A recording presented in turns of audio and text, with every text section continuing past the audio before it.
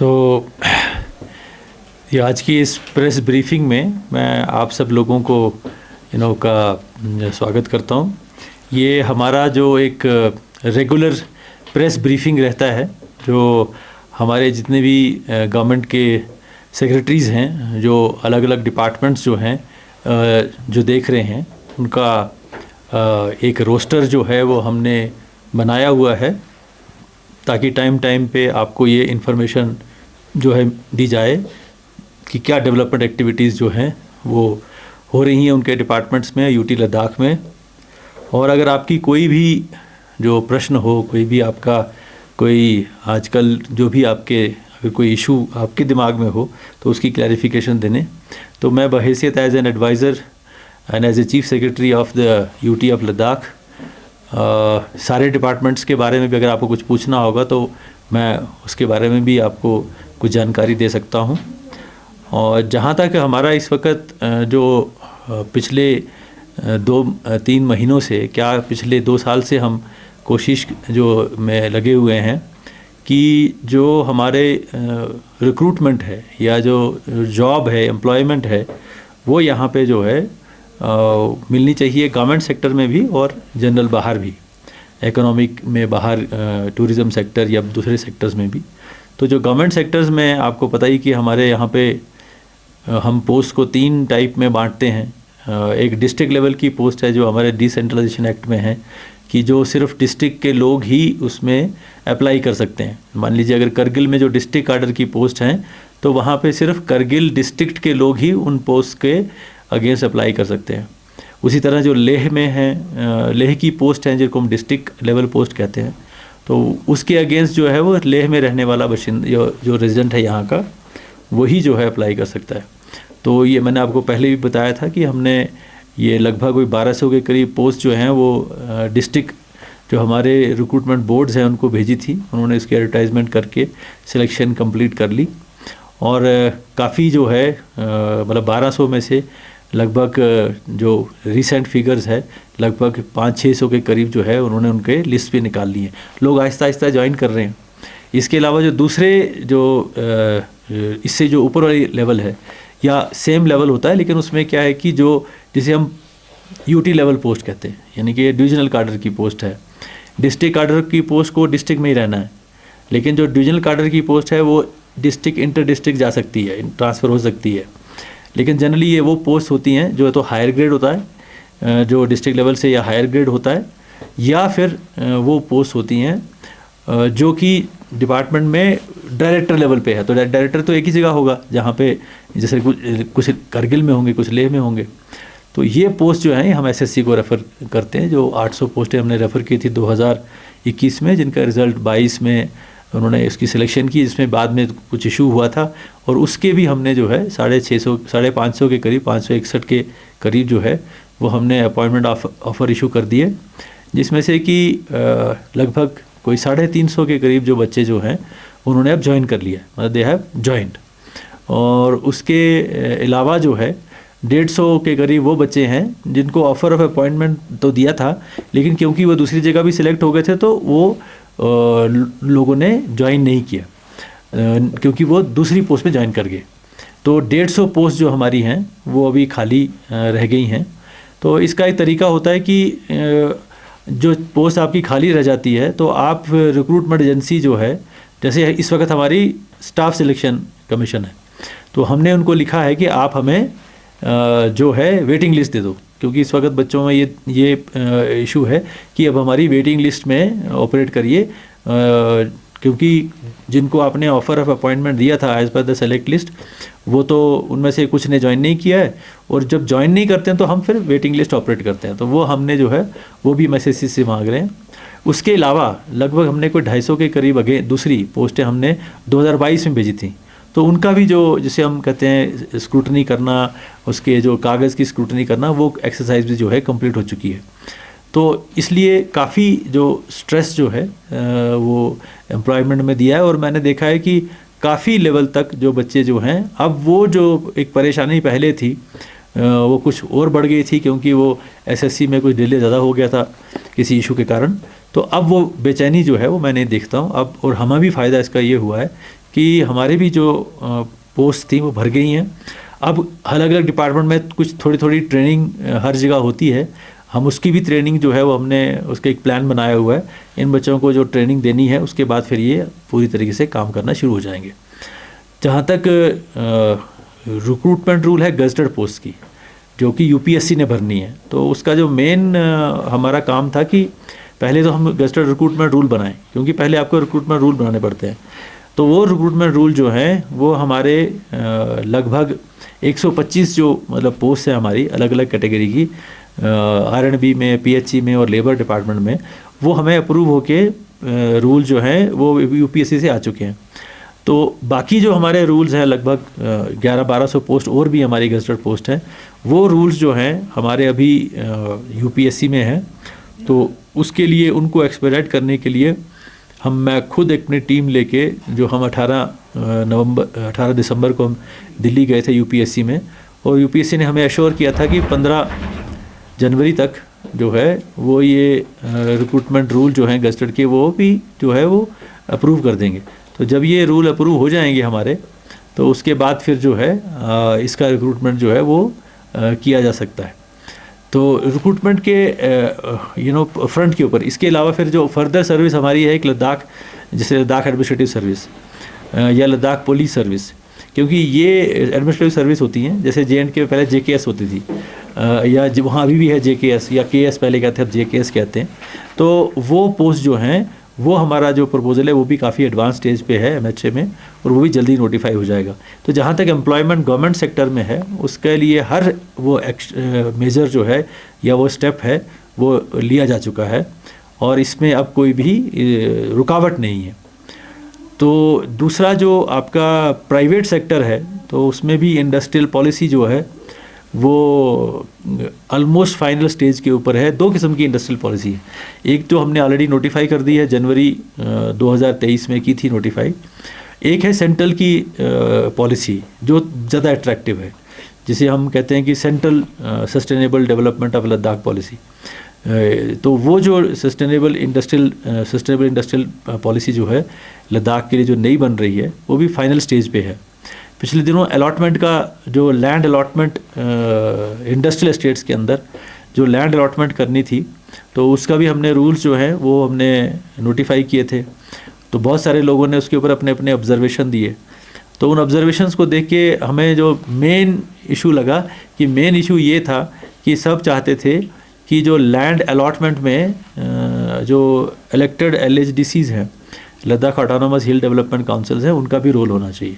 तो वो उनका रोल भी जो है अब हमने उसमें इनकॉर्पोरेट कर लिया है।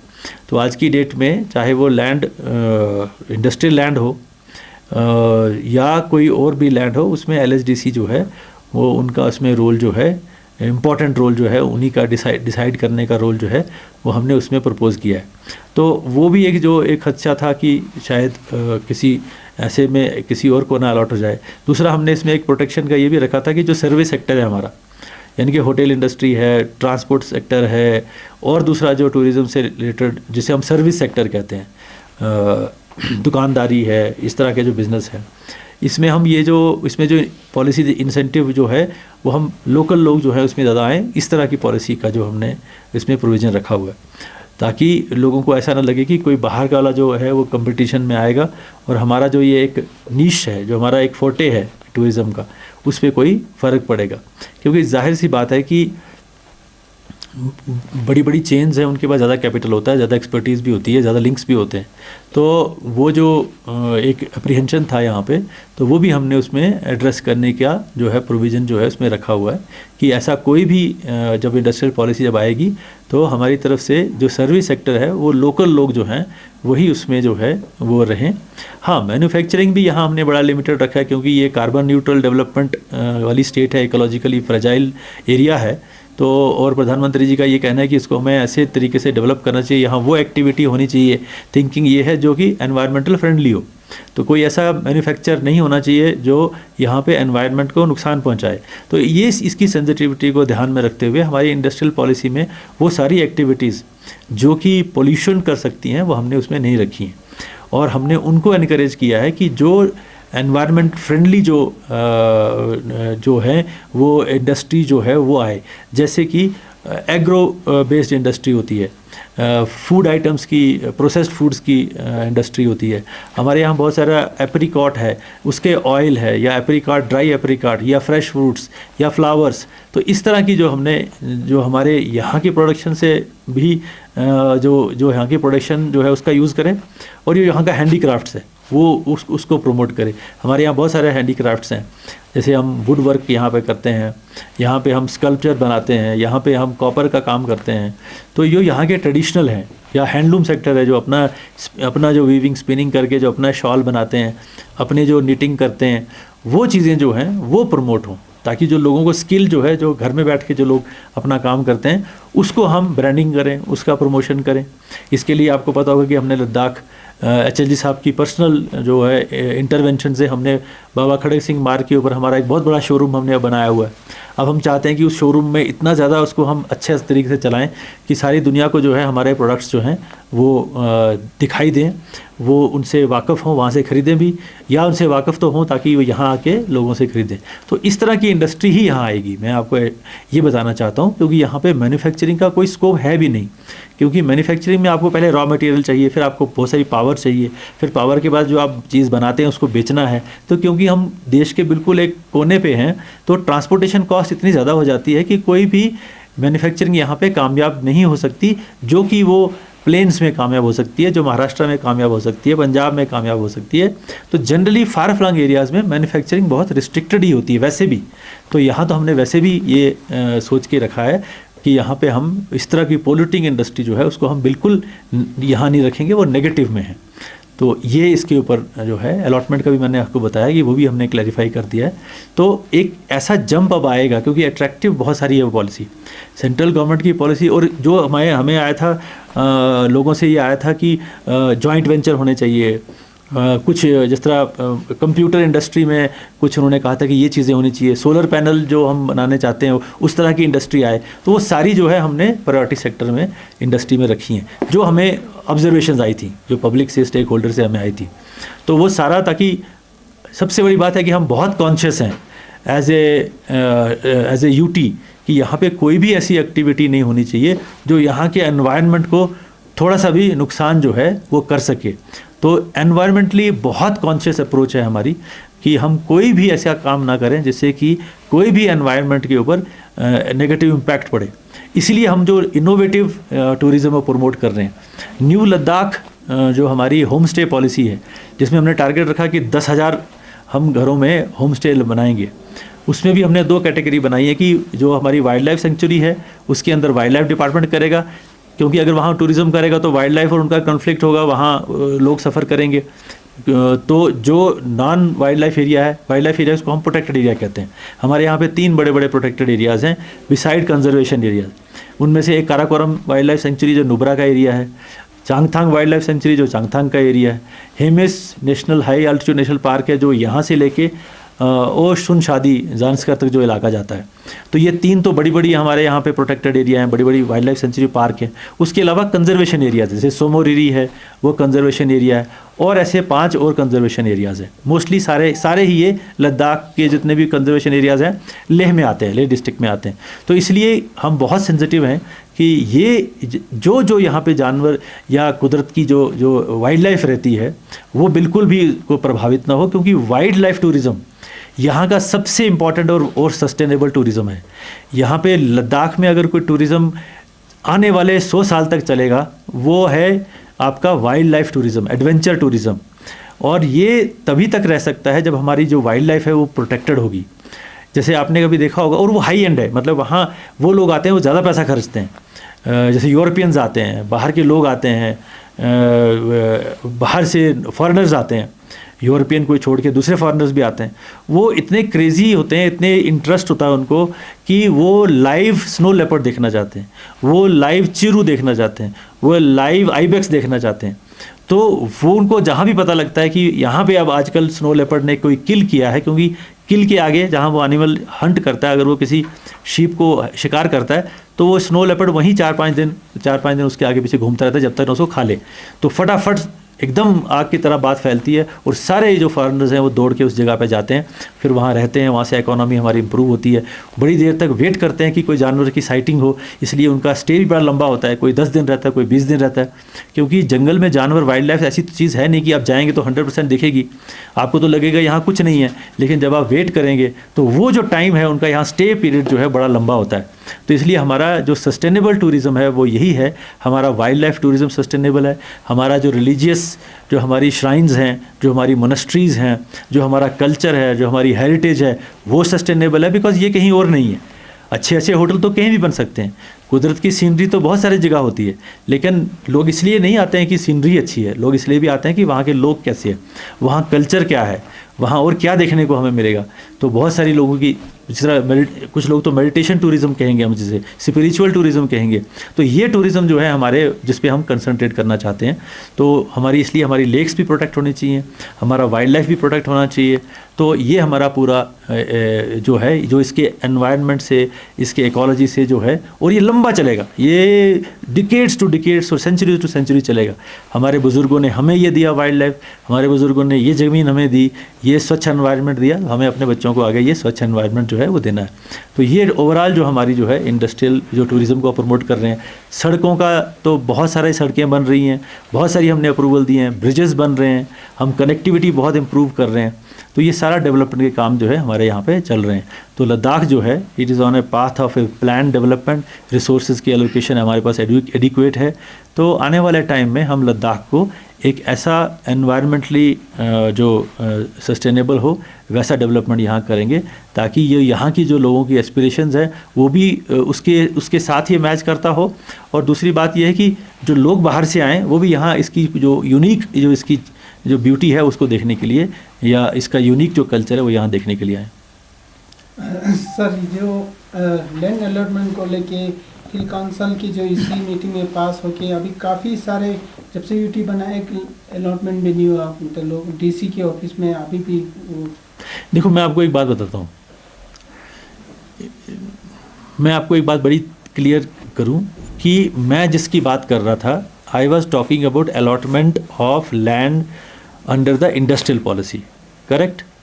इंडस्ट्रियल पॉलिसी में लैंड जो होती है वो एक तो इंडस्ट्रियल एस्टेट्स के अंदर आती है, जो कि हमारे डायरेक्टर जो इंडस्ट्रीज़ होते हैं, या हमारा जो सीकॉप होती थी जो पहले, वो उसके अंदर, जैसे लेह में है, फियांग में है, वैसे करगिल में भी है। तो वो जो इंडस्ट्रियल, जो डेवलप्ड इंडस्ट्रियल एस्टेट है, उसके अंदर जो अलॉटमेंट होनी है, जो प्लाट खाली पड़े हुए हैं, उनको कैसे अलॉट किया जाएगा, उसमें एलएचडीसी का क्या रोल होगा, मैं उसकी बात कर रहा था। और जो लैंड बाहर है, मान लीजिए, तो आपको पता ही है कि एलएचडीसी एक्ट के मुताबिक वो लैंड जो है वो एलएचडीसीज़ को ट्रांसफ़र हुई है। और आज की डेट में हमें भी जब सरकारी पर्पज़ के लिए, या पब्लिक पर्पज़ जिसे हम कहते हैं, जैसे हमने कॉलेज बनाना है, स्कूल बनाना है, हमने कोई हेल्थ का इंफ्रास्ट्रक्चर बनाना है, तो हम जो है वो एलएचडीसीज़ के पास जाते हैं, वो रेजोल्यूशन पास करते हैं, वो लैंड जो है डिपार्टमेंट को दी जाती है। तो ऐसा कोई भी मेरे नॉलेज में नहीं है कि जहाँ पे पब्लिक पर्पज़ के लिए कोई अगर लैंड जो है वो हमने मांगी हो और हमें ना मिली हो, तो ऐसा इशू नहीं है।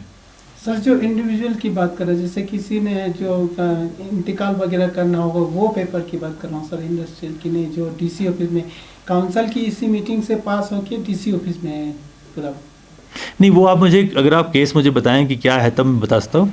जनरली क्या होता है कि लैंड जो है वो हमेशा दी जाती है, इसको गवर्नमेंट पर्पज़ के लिए दी जाती है। जैसे अगर आपने कोई गवर्नमेंट का इंफ्रास्ट्रक्चर बनाना है, सर आपने सड़क बनानी है, जैसा आपने कोई पोल बनाना है, अपने कोई डिस्पेंसरी बनानी है, हेल्थ एंड वेलनेस सेंटर बनाना है, कोई भी चीज़, स्कूल बनाना है, आंगनबाड़ी सेंटर बनाना है, डायरेक्टरेट का दफ्तर बनाना है, या कोई भी इंस्टीट्यूट बनाना है, तो उसके लिए लैंड जो है वो हम जाते हैं ऐसे एलएचडीसी के पास, और वहाँ से जो है उनको, हमें उसमें कोई दिक्कत अभी तक मेरी नॉलेज में तो ऐसा कोई दिक्कत नहीं है, और वो बड़ा स्मूथली हो जाता है।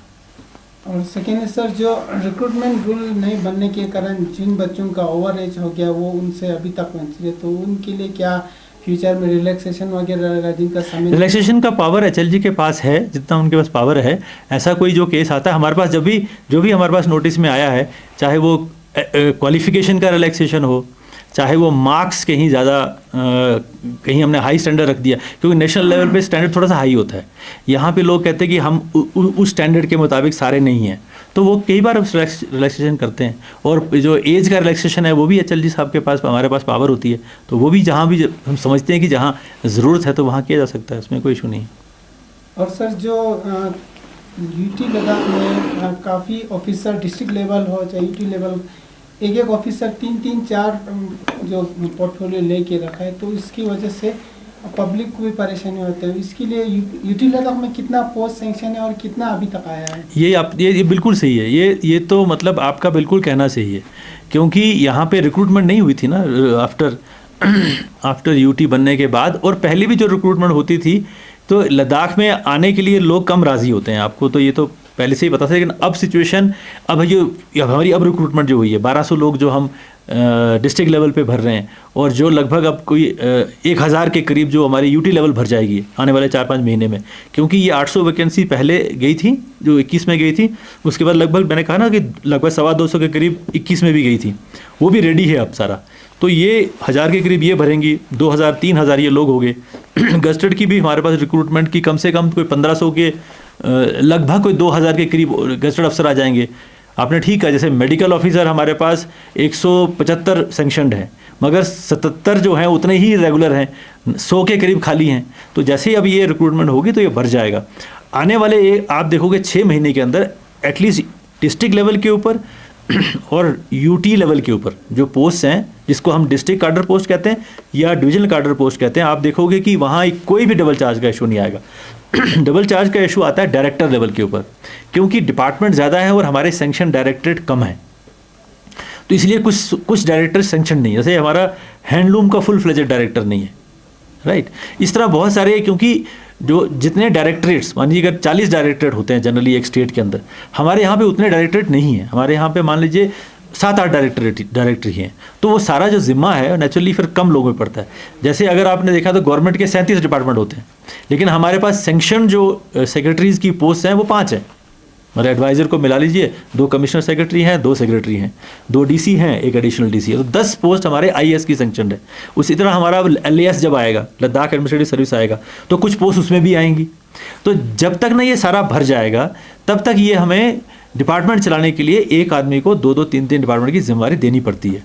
इसलिए, लेकिन उसमें भी ये कोई, इसके लिए कोई डिफेंस नहीं है कि हमें मतलब उसमें कोई डिलीवरी में फ़र्क पड़े।